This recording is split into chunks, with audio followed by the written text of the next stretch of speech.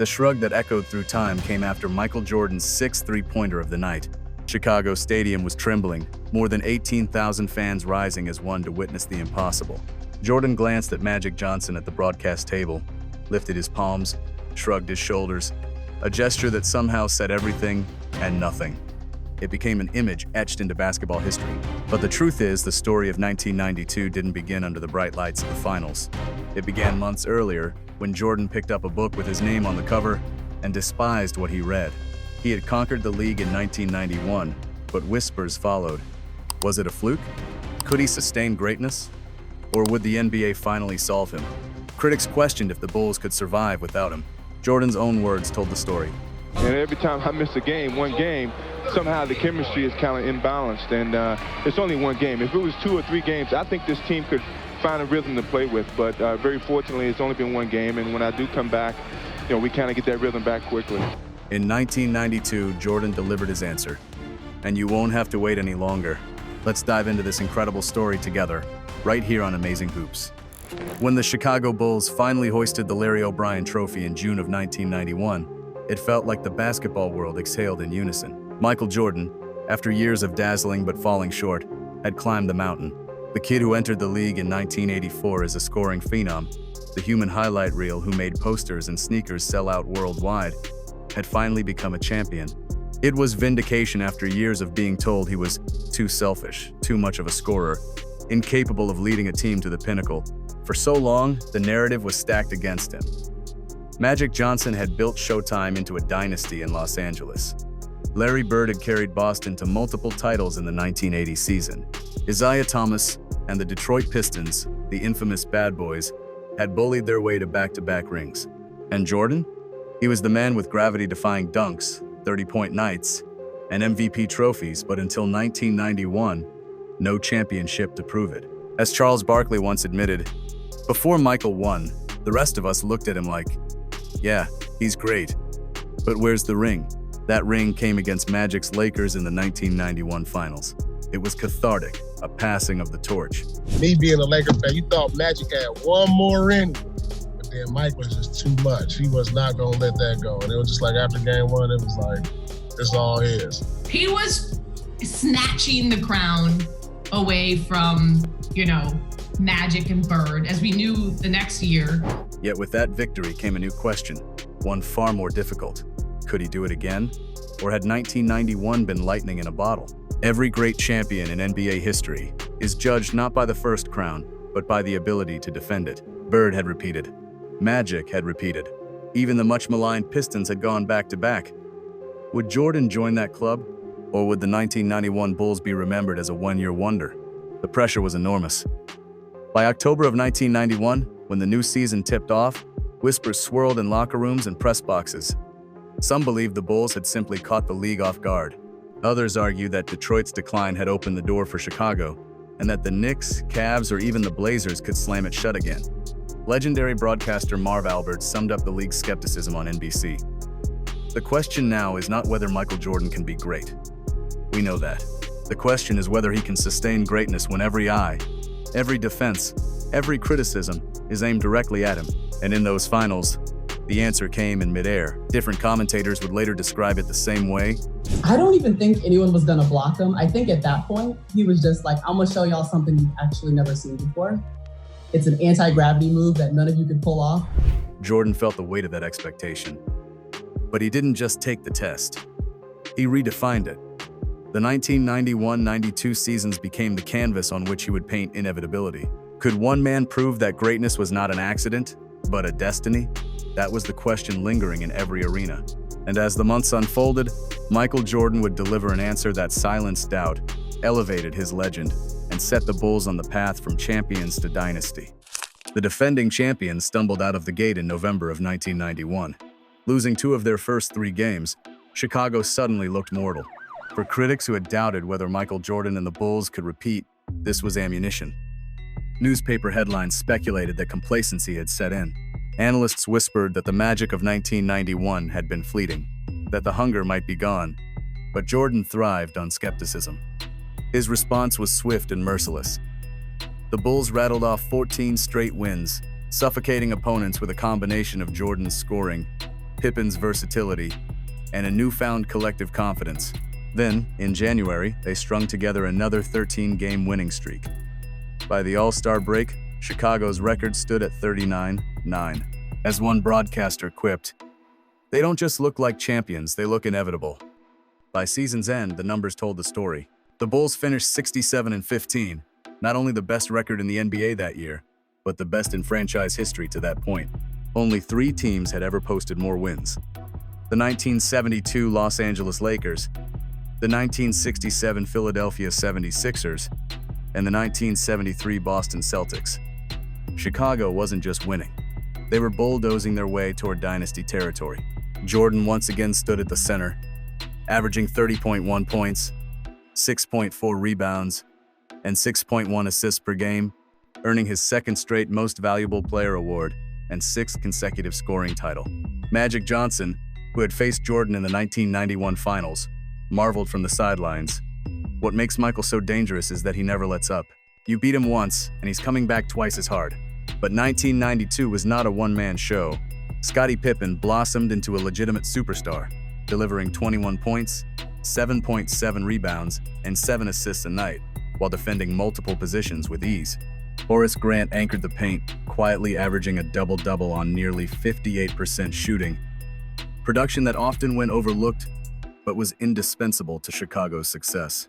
Role players like B.J. Armstrong, Bill Cartwright, and Will Perdue filled crucial gaps, providing the depth Chicago had lacked in earlier years. Still, even as the Bulls soared, shadows lurked.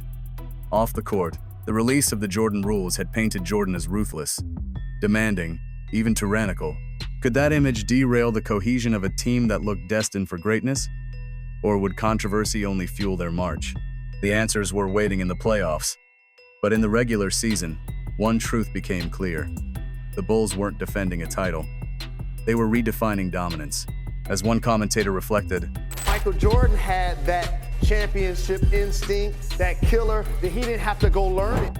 in November 1991, only months after Michael Jordan had finally climbed the mountain and secured his first championship, the Chicago Tribune's Sam Smith dropped a bombshell. His book, The Jordan Rules, peeled away the glossy veneer Nike and Gatorade had polished into global perfection. This wasn't the smiling, family-friendly pitchman from commercials. This was Michael Jordan, the competitor. Ruthless, cutting, often merciless. The stories leapt off the pages. Jordan mocking teammates in practice, refusing to pass the ball to players he didn't respect, even punching center Will Perdue in the head after a hard screen. For fans who had only seen his dazzling dunks and million-dollar smile, the revelations were shocking. The media devoured it.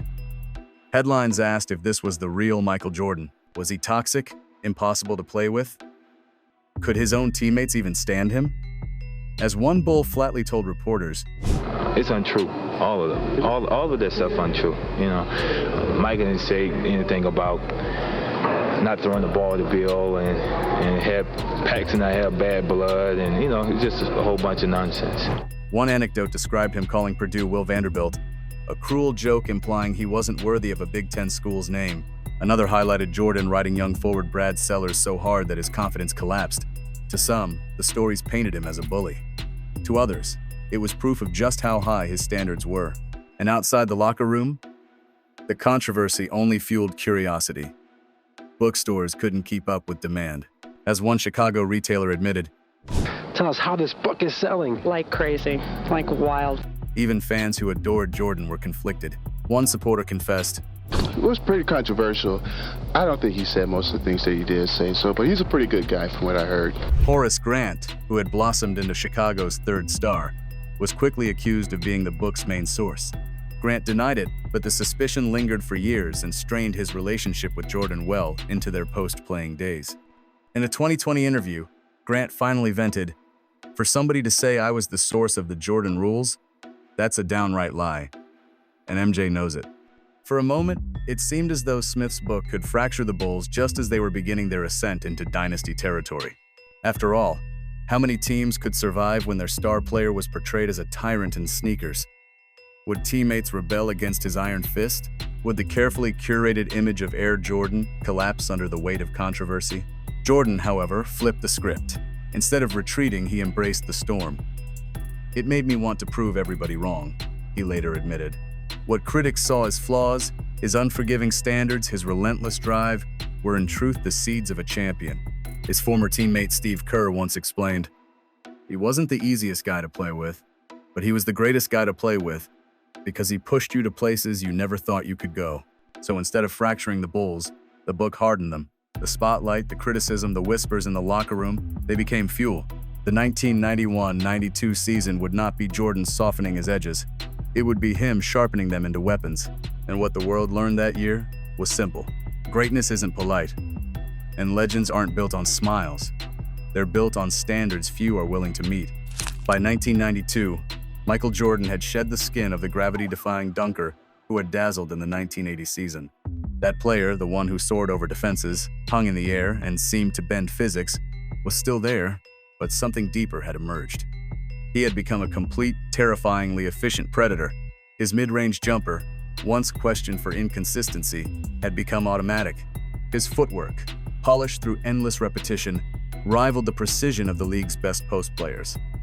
And on defense, he suffocated opponents with a mix of anticipation, length, and sheer willpower. What made Jordan different wasn't just talent. It was his demand for perfection. Teammates often recalled practices that felt harder than games. Steve Kerr once admitted, "He wasn't a great teammate in the sense that he was cuddly and nice. He was a great teammate in that he pushed you to the absolute limit." Will Perdue remembered it even more vividly. During one heated practice, Jordan threw 2 punches at him after being set with a hard screen. "He hit me twice," Perdue said years later. "But you know what? It made me better. Because he demanded excellence from everybody, every day. What might have shattered another team became part of the Bulls' DNA. Jordan's ferocity, even when it crossed the line, created an atmosphere where mediocrity could not survive. The infamous Jordan rules, the Pistons' brutal defensive scheme designed to swarm him with elbows and forearms, no longer worked.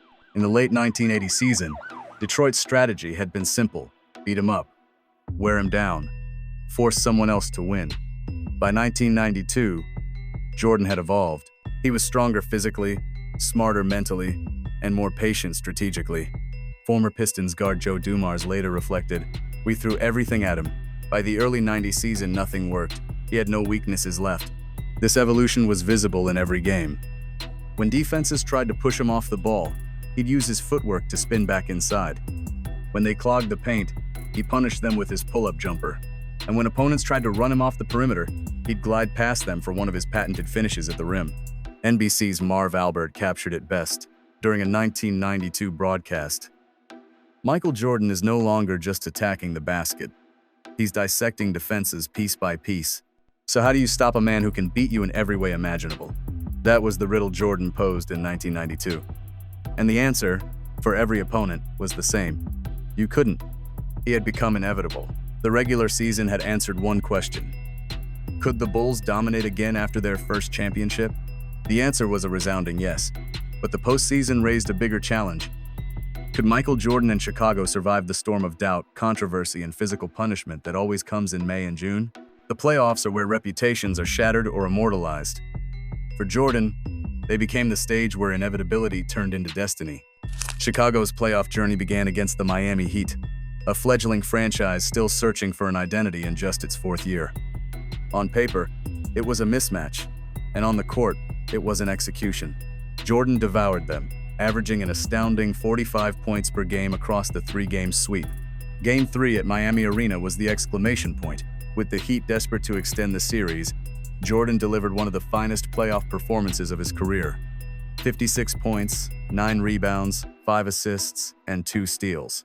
The crowd tried to rattle him, but each jumper, each drive, was another dagger. Broadcaster Marv Albert's voice rose with disbelief. "Michael Jordan has taken over this game." The Heat had no answers, no schemes, no defensive trick to slow him down. It wasn't just scoring. It was a statement. The book, the critics, the whispers, they meant nothing. Years later, Glenn Rice, Miami's young star at the time, admitted, "We were just in awe. He wasn't just beating us, he was showing us what greatness looked like." Chicago advanced with ruthless efficiency. Jordan hadn't just eliminated Miami. He had announced to the league that distraction had only sharpened his edge. If Miami was a tune-up, New York was a war. The Knicks, led by Patrick Ewing and coached by Pat Riley, carried themselves as heirs to the Detroit Pistons' bruising throne. They were physical, unapologetic, and determined to prove that toughness could smother talent. Game 1 stunned Chicago. At the stadium, the Knicks ground out a 94-89 win, swarming Jordan into 10 of 27 shooting. The New York Post mocked from the headlines, "The Jordan rules still work." Doubt crept in. Could Riley's Knicks become the new bad boys? But Jordan thrived on doubt like oxygen. Over 7 brutal games, he averaged 35.6 points, 4.7 rebounds, and 6.0 assists.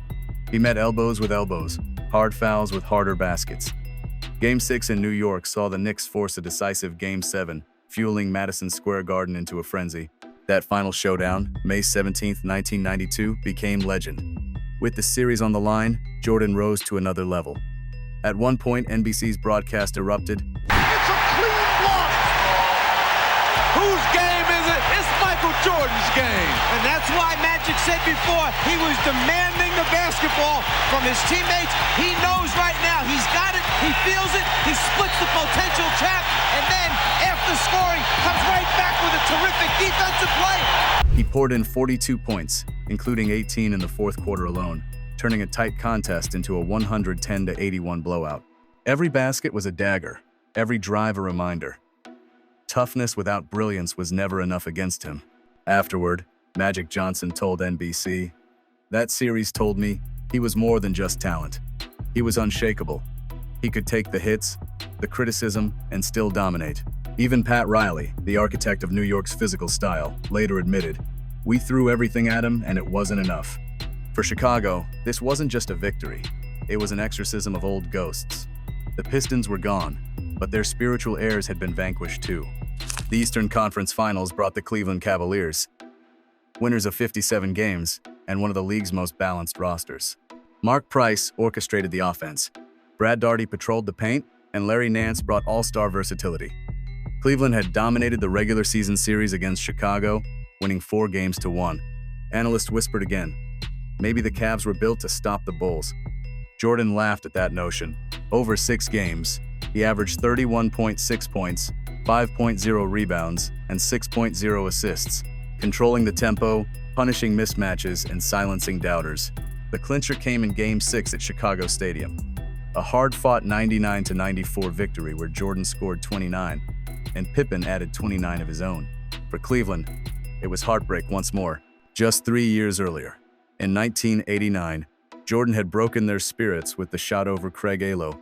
The image remains eternal. Sellers will inbound.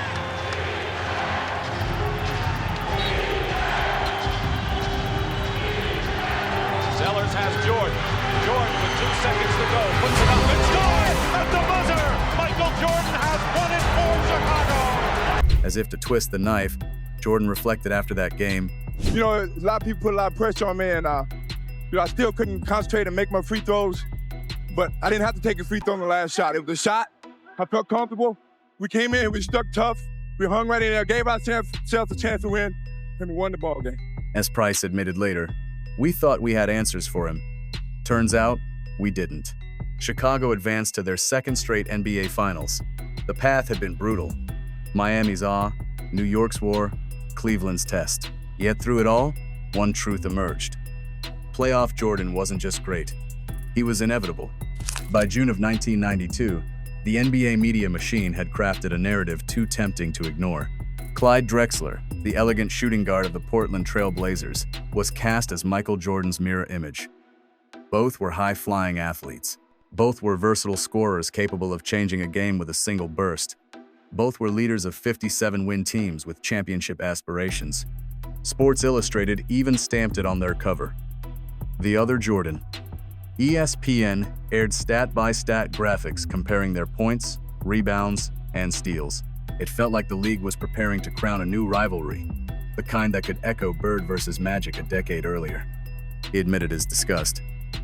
"I wanted the people to know the difference between me and Clyde." For Jordan, this wasn't about disrespecting Drexler. Clyde was a Hall of Famer, a 10-time All-Star, and one of the greatest guards of his generation.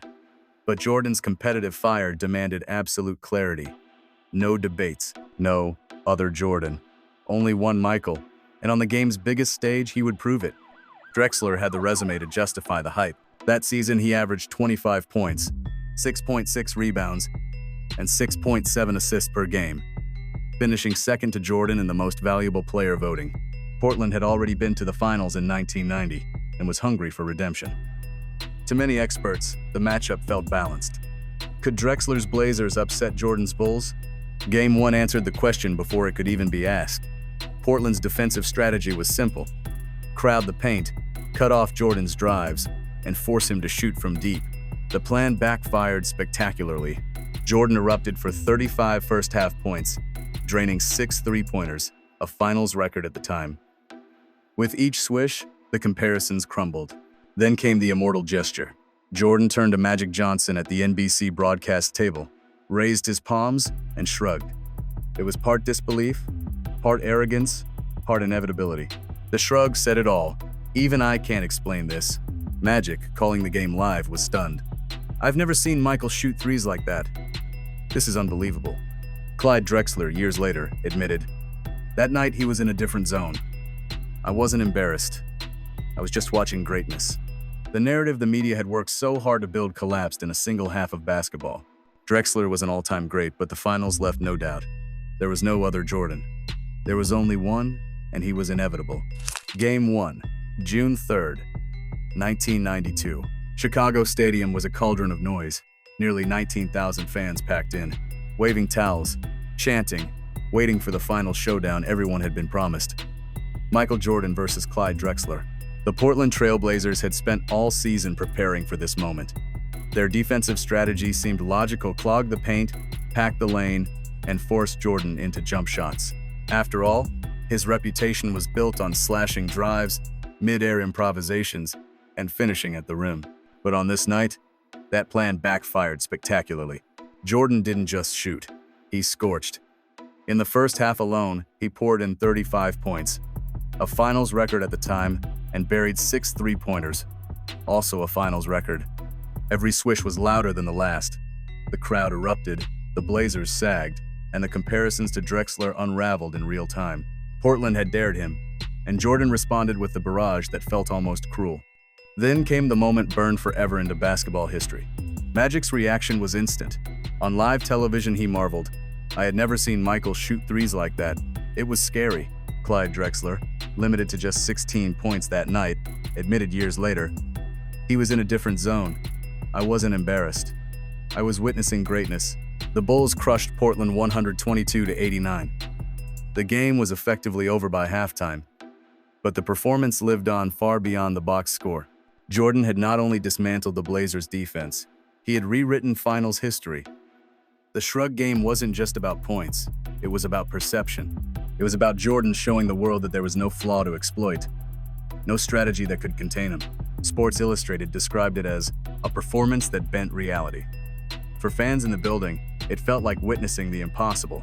And for Jordan, it was another reminder that his greatness wasn't confined to the air above the rim. He could beat you however he chose. The shrug said everything and nothing, and yet, decades later, it still says it all. The 1992 finals were not the coronation many expected after Jordan's Shrug Game masterpiece. Portland refused to fold. Clyde Drexler and Terry Porter fought back, stealing Game 2 in Chicago and evening the series at 2 games apiece after a gritty Game 4 win. Suddenly, the air in Chicago Stadium felt heavier. Could the Blazers pull off what the Lakers couldn't in 1991? Game 5 saw Jordan fight through a rolled ankle to score 46 points, almost single-handedly dragging the Bulls to a crucial victory. Still, Portland's resilience pushed the finals back to Chicago for a decisive Game 6. For 3 quarters, the Blazers controlled the tempo. Jordan, pressing under the weight of expectation, forced shots, and Chicago trailed by 15 points entering the 4th quarter. The dynasty that seemed inevitable was suddenly wobbling. Then came a moment of quiet brilliance on the sidelines. Assistant coach Tex Winter leaned toward Phil Jackson and whispered, "Sit, Michael. Let the others play." It was a suggestion that bordered on sacrilege. Bench Jordan in a finals elimination game? But Jackson trusted his longtime consigliere, and he trusted the system. What followed became one of the most remarkable stretches in Bulls history. With Jordan resting, a cast of role players, Bobby Hansen, Stacey King, B.J. Armstrong and Scott Williams ignited a furious rally. Hansen buried a three-pointer. King muscled in a basket inside. Armstrong pushed the pace, slicing through Portland's defense.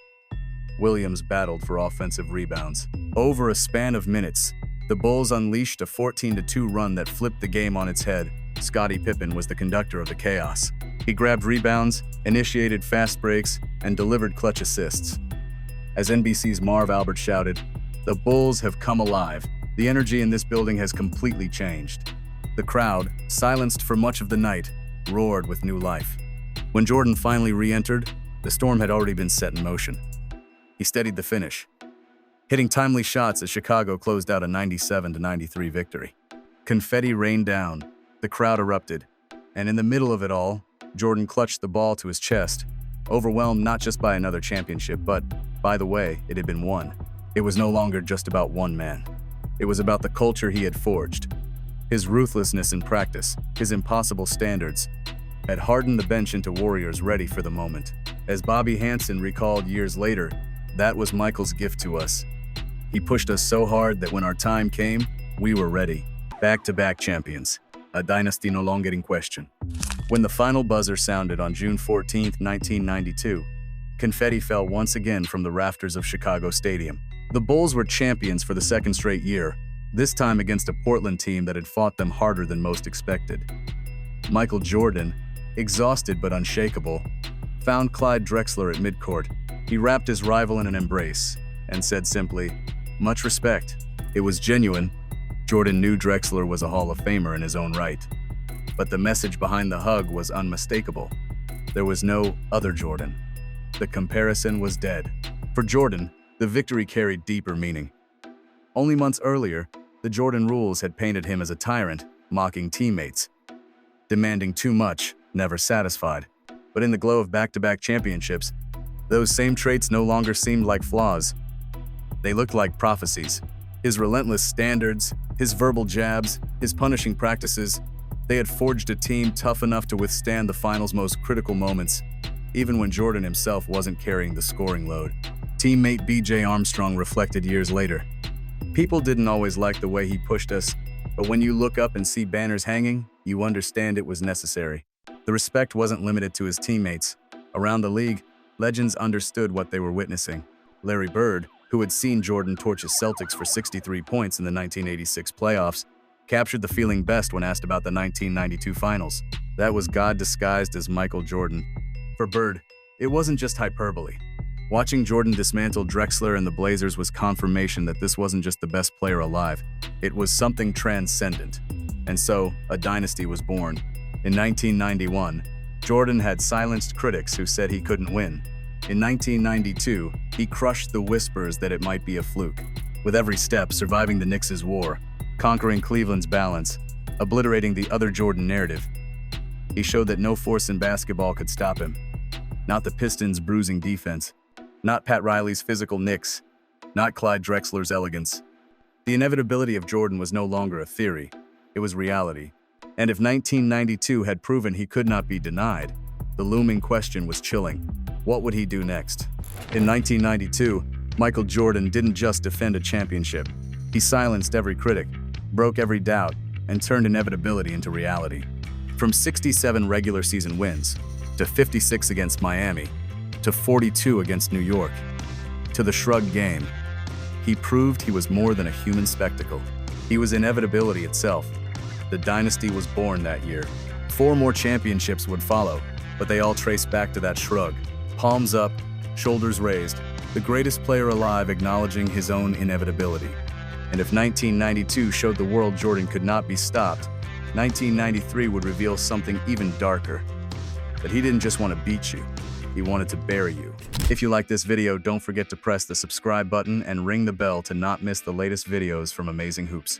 Please leave your comments and suggestions below in the comments section, and don't forget to share this video with your friends. This action also motivates us to try harder. Have a nice day.